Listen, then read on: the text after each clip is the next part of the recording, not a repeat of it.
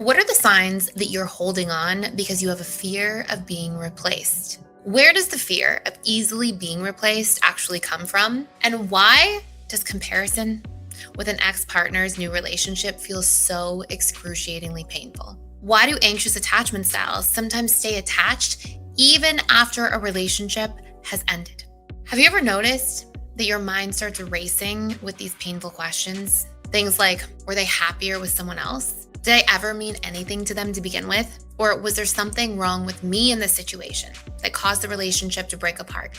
Like it was all my fault. For people with anxious attachment styles, this feeling can feel like one of the most painful emotional triggers that exists because the breakup doesn't just feel like rejection. It feels like proof that somebody else could take your place and that you don't feel that meaningful because of that. And after working with tens of thousands of people who struggle with anxious attachment patterns, one thing becomes very clear. Sometimes we aren't holding on because we want the person. We're holding on because we don't want to feel replaceable. And that's what you're actually running from. So in this video, I'm going to talk to you about why the fear of being replaceable can feel so overwhelming with people who have an anxious attachment style, where that fear actually comes from in its origins, and how it can keep you emotionally tied to the wrong people. But most importantly, how to start building a sense of self-worth that is not dependent on someone choosing you over someone else.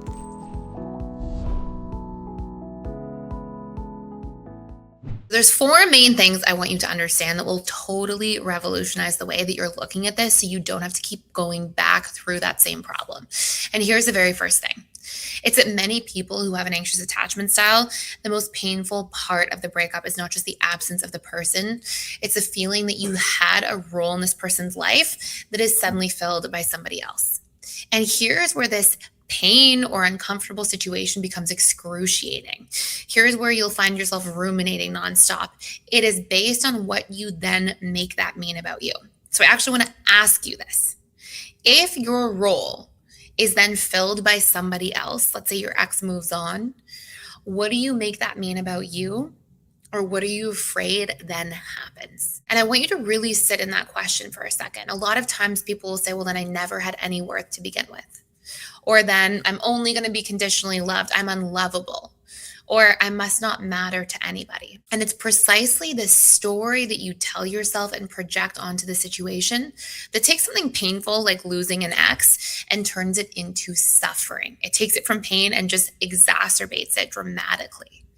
And I want you to ask yourself, because somebody moves on, does that actually mean that I'm not a worthy or lovable person? Does that person, some stranger to me now, some ex that I had, does that person's actions or behaviors really get to determine my worth as a human being? Could there be more to that story?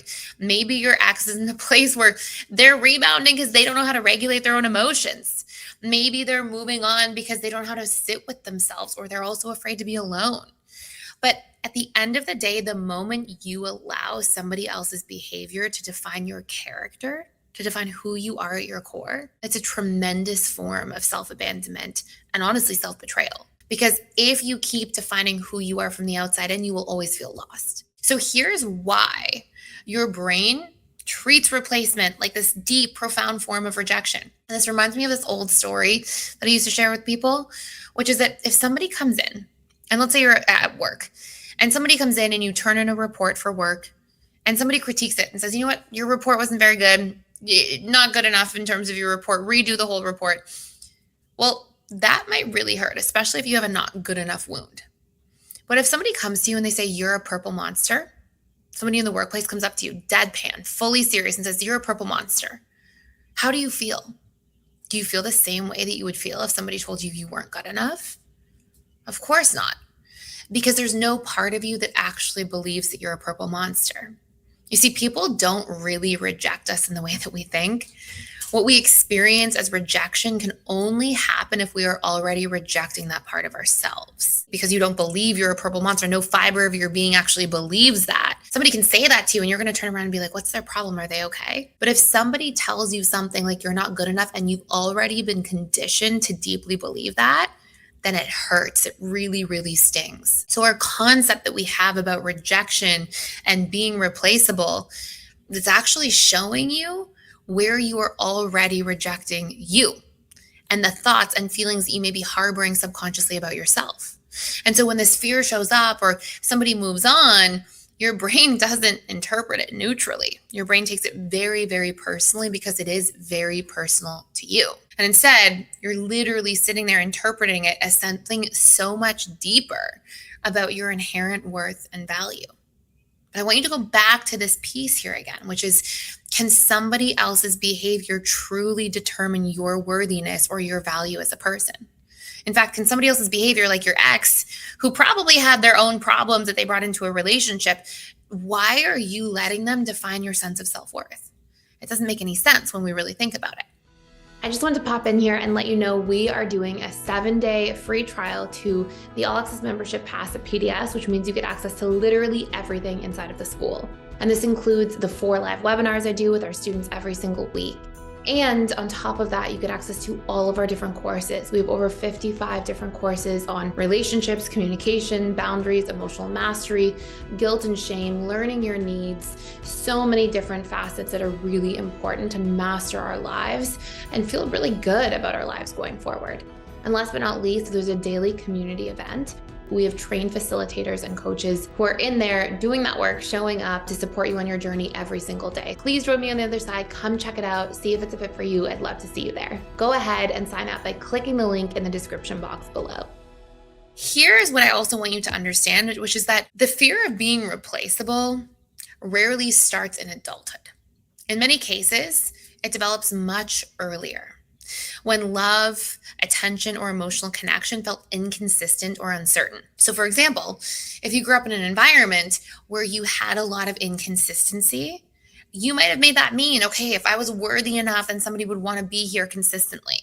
Or, oh, if I was loved more, then love wouldn't feel like it's going away or being taken from me. People would be more present with me all the time. And so this part of you starts thinking, well, then I have to earn my worth. Love is a conditional thing I have to keep earning.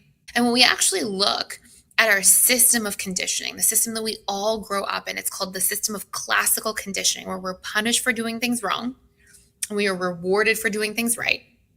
Well, what ends up happening is you become conditioned to fear punishment, but also fear not obtaining the reward. And we all get conditioned. We're told what's right or wrong or good or bad or healthy or unhealthy. This all begins at such a young age for us, that it's at a time in our lives where we are completely dependent on our parents, our caregivers for survival. You can't go out into the world at 3 years old and pay your bills and get a job and put food on the table for yourself. So what ends up taking place is we confuse and intertwine survival and approval, because there's this inherent knowing that you're literally dependent on people that you couldn't survive without. So you need them to approve of you. What if they don't? What would that mean?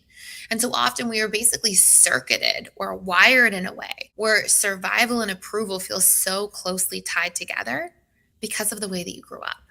But as an adult, this is the fear that keeps people emotionally stuck. Because when your mind believes that your value is dependent on being chosen, then letting go of people in the outside world and your past relationships, it feels next to impossible. And oftentimes it's not even because you want the relationship back. It's because that you feel this need to prove your value, your worth, so that you can gain that approval, so that you can survive, or so that you can feel like you mattered. But you're just outsourcing your worth to the external world all over again, like you did as a child, because you had no other options. So what is the remedy to this? How do you change this? Well, here's something that I want you to sit with and really think about. One of the most important things, it's really a rite of passage for all of us as human beings that we are going to take part in as adults, is the act of individuation. What does individuation mean? It means that you have to learn who you are and decide how you want to show up as an individual through intensive self-consideration. This means if your parents wanted you to be a doctor or a lawyer, you have to decide, is that what I really want? Is that really my truth? Or if society tells you to spend all your money keeping up with the Joneses, you have to decide, is that actually what I want my relationship to money to look like or be? Or if you grew up in an environment where you think you have to behave a certain way to be worthy of acceptance or approval, I want you to sit down and be like, what traits as a human being do I actually want to express instead? How do I want to move in the world?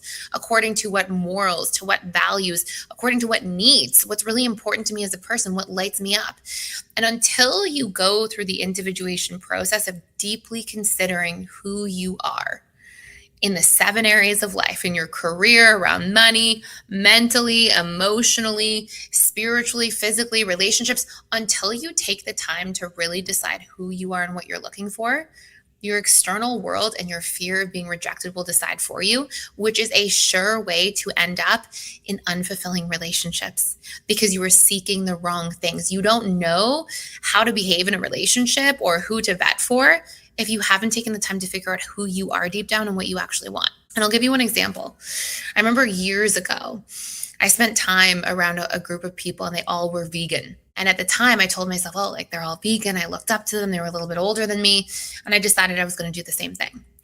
And during the process of trying to be vegan, which for me at the time was 14 months, my gut health sort of got destroyed. I had brain fog. I wasn't sleeping well. I just wasn't feeling good.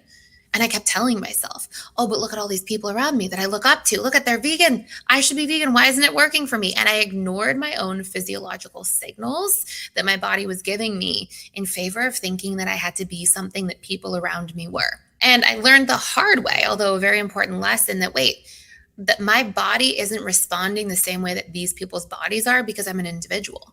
And so I took the time to really study my body. What do I need to eat? How do I need to sleep? How many hours do I need to sleep? How do I want to move? How much rest do I need as a person? And by deeply studying those things, how I'm going to supplement, how I want to show up for myself, by deeply studying those things, I finally learned over time a system that worked for me. And that is the process of individuation. That's just particular to the physical area of life. And that is something that we need to, as individuals, go through and consider across all 7 areas. What really lights you up in a career? What truly makes you feel fulfilled? What kind of goals do you want to set for yourself that feel authentic, that feel very close to home for you? We want to go through all 7 areas of life and self-consider. And getting to know yourself makes it so that your identity is no longer dependent on the outside world, which is literally the most fragile place that you can try to source your sense of self, because the outside world is forever changing. And people's opinions of you will forever shift and change based on their mood or their state or whatever they believe. And here's what starts to change when you heal this pattern.